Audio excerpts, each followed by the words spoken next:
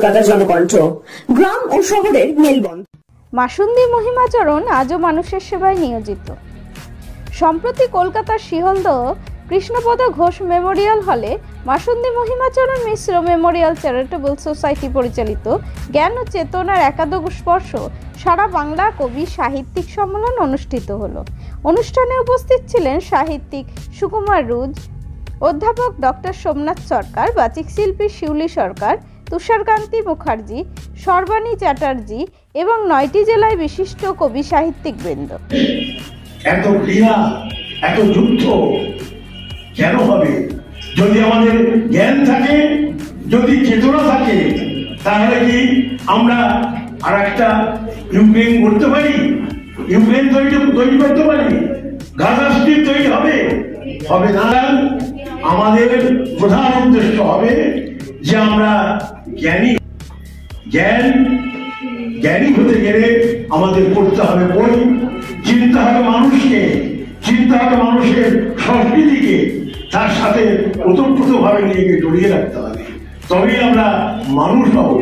ভারতবর্ষে পৃথিবীর জনসংখ্যা বেড়েছে, কিন্তু মানুষের সংখ্যা বাড়েনি। সুতরাং আমাদের চেষ্টা করতে হবে আমরা যেন মানুষ হই। আজকে এখানে এসে কেমন লাগছে?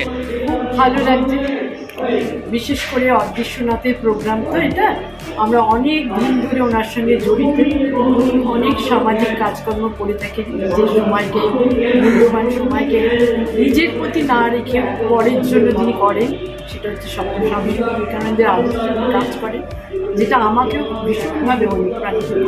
নাম পরিচয়? আমার নাম শান্তি সিং। কোথা থেকে এসছেন?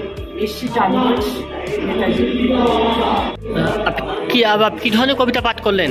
আমি কবিতা পাঠ করেছি মূলত মানে প্রকৃতির সুর বলে একটি কবিতা আমার দরদি কাব্যগ্রন্থ থেকে পাঠ করেছি। প্রকৃতির ওপর মানে জন্মভূমির ওপর এটা আমার একটা লেখা কবিতা, যেহেতু জন্মভূমির অনেক গুণী ইতি শিল্পী বলুন, সাহিত্যিক বলুন আছে যারা জন্মকে ধন্য করেছে, সেই নিয়েই লেখা। আপনি মাসুন্দি মহিমাচরণ সঙ্গে গিয়ে কেন যুক্ত হলেন? এখানে যুক্ত হলাম কারণ এরা অনাথ, দুস্থ অনেক ছাত্রছাত্রী এবং অনেক দরিদ্র মানুষকে এরা সেবা করছে, এবং তার জন্য এরা সামান্যতম অনুদান চায় যে এখান থেকে তারা একটা বইও বার করে, সে বইটার মূল্য থেকে যেভাবেই হোক তারা নিজেদের চেষ্টায় অনেক কিছু সাহায্য করে এই দুস্থ মানুষদের সেবা করার জন্যই আমার এই চেষ্টা এখানে আসা এবং এদেরকে সহযোগিতা করা, এদের সাথে থাকা। আপনার নাম পরিচয়? আমার নাম জয়দীপ রায়চৌধুরী, আমি সল্টলেক থেকে আসছি। আপনি কি পারফরমেন্স করলেন আজকে? আমি এখনো কিছু করিনি, কিন্তু আমি যে কবিতাটা বলবো সেইটা একটা মাটির কবিতাই বলবো ভেবেছি। যে কবিতাটা আমার জন্ম কখনোই পুরুলিয়াতে বা কোনো মানভূমে হয়নি, কিন্তু আমি মানভূমের কথা বলতে পারি, তাদের ভাষায় লিখতে পারি, মাদল বাজাতে পারি। সেই ধরনের একটা কবিতা, একটা ছন্দের কবিতা বলবো। এক লাইনের কবিতাটা বলা যাবে এখন? হ্যাঁ, বলা যাবে। কবিতার নাম পেনাম তোমায় মা। দিনকে থা আচ্ছোতে মাতলব বাল্য তো কথা বা দিনকে তা মা তো লেতে গুরু রানী বাঁধের নরম মাটি বাঁকুড়া মাহের বাটি দুই আকাশে রোদ করা যাচ্ছে রেখে বলা কাটছে মনের রাত মোরা পুরুলিয়ার যোদ্ধা সকল পুরুলিয়ার ছা পাথরেতে পাথর ভাঙি রক্ত ঘামে রক্ত ঘামে আজকে ক্ষুধা ভীষণ ক্ষুধা আজকে ক্ষুধা যা আজকে ক্ষুধা চৌবে কৌতে কথা রূপকথা সহ মুখোশটা ভিতর পানে চা লম্প জম্প চড়াই উতায় মানভূমিতে হওয়া হোক মুদের মকর পরব কর্মা পরব ছুটছে মুদের পা শিল্প মুদের পা দিনকে ধা মৌহ ফুলের গত রেতে পিড়ি ছুয়া হাওয়ার লেসা সালপিহালের জঙ্গলেতে ওদের কাকুর মাটির গা ওদের লাল মাটির হি গা পেনহাম তোমায় মা টুলুমু নদীর কুলে কুলে ঝুমঝুম ঝুমুর তালের গা তোমাদের ভাতু কুসুম গা দিনকে ধা সবর জাতি বিরল জাতি মাহাত জাতির গাহে গতরা পীড়িত ফুলের গা ওদের মা দলেতে ধা ওদের ধামনা মাদল বাজ্যে দেখো ছুটছে মোদের পা ওদের মা দলেতে ধা ওদের জঙ্গলেতে পাহাড় হাসে মোদের কাকুর মাটির গা ওদের লাল মাটির হি গা পেনহাম তোমায় মা ওদের লাল মাটির হি গা ওদের লাল মাটির হি গা ওদের লাল। আজকে অনুষ্ঠানে আপনি অন্য মাত্রাতে এনে দিলেন যা দেখলাম, কি বলবেন দর্শকদের উদ্দেশ্যে? দর্শকদের আমি বলবো যে দেখুন, কবিতা একটা সাধনা। কবিতা মানে শিল্পের মধ্যে সর্বশ্রেষ্ঠ একটা জিনিস। সবাই অনেক কিছু লিখতে পারে, অনেকেই পাঠন করতে পারে, কিন্তু কবিতা লেখা বিষয় কিন্তু কঠিন। হ্যাঁ, একটা কবিতা তো বহু ধরনের হয়, যেমন ছন্দের কবিতা আছে, উত্তর আধুনিক কবিতা আছে। হ্যাঁ, সব ধরনের কবিতা পড়তে হবে, শুনতে হবে, তবে না কবিতা আসবে। আগে শোনাটা দরকার প্রত্যেকটা মানুষের। আমি সবারই কাছে শুনি, ও বহুদিন ধরে শুনেছি, তারপরে কবিতা লিখছি আমি। আজকে অনুষ্ঠানে এসে আপনার কেমন লাগছে? এক কথায় বলবো, অনন্য সুন্দর।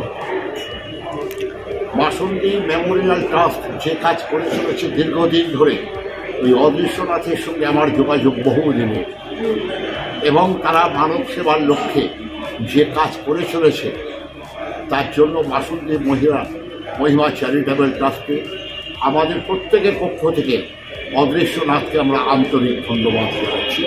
আপনার নাম পরিচয়? পঙ্কজ কুমার নাথ। কোথা থেকে এসছেন? মানে আপনি কি করলেন আজকে অনুষ্ঠানে?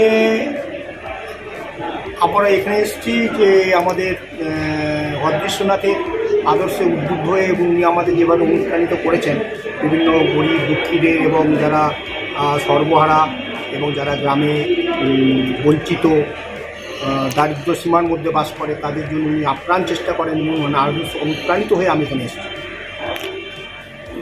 আপনি কি করলেন, কি পারফরমেন্স করলেন? আমি পারফরমেন্স একটা কবিতা পাঠ করতে চাইছি।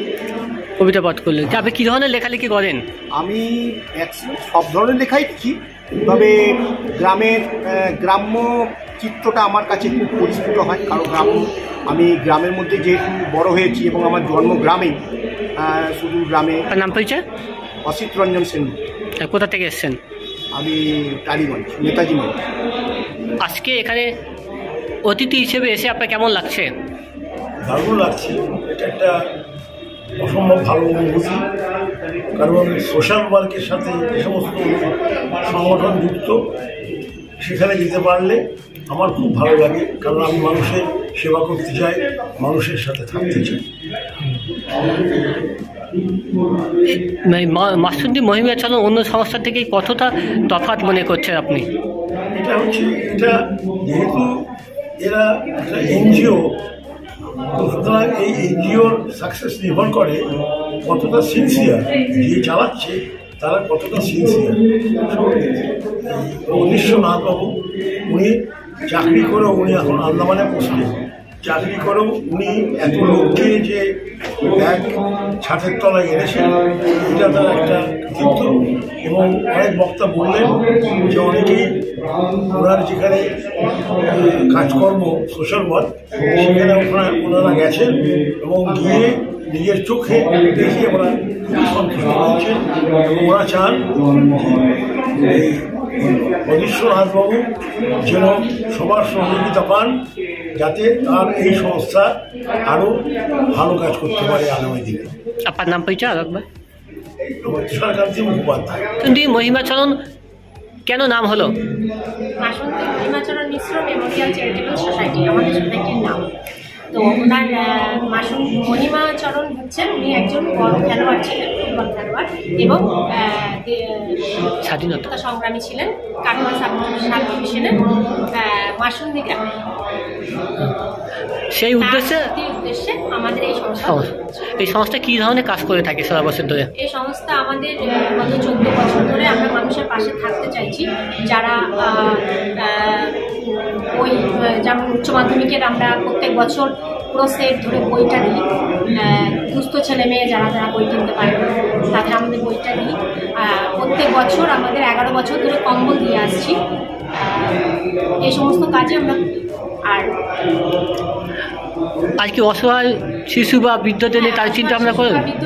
বৃদ্ধদের পাশে আগামীতে দাঁড়ানোর চেষ্টা করছি, যেটা আমাদের চিন্তা ভাবনায় আছে। আপনি এই সংস্থার সঙ্গে কতদিন যুক্ত আছেন? আমি শুরু থেকেই যুক্ত আছি। আপনার নাম পরিচয়? আমি অনামিকা চক্রবর্তী, এই সংস্থার সম্পাদিকা।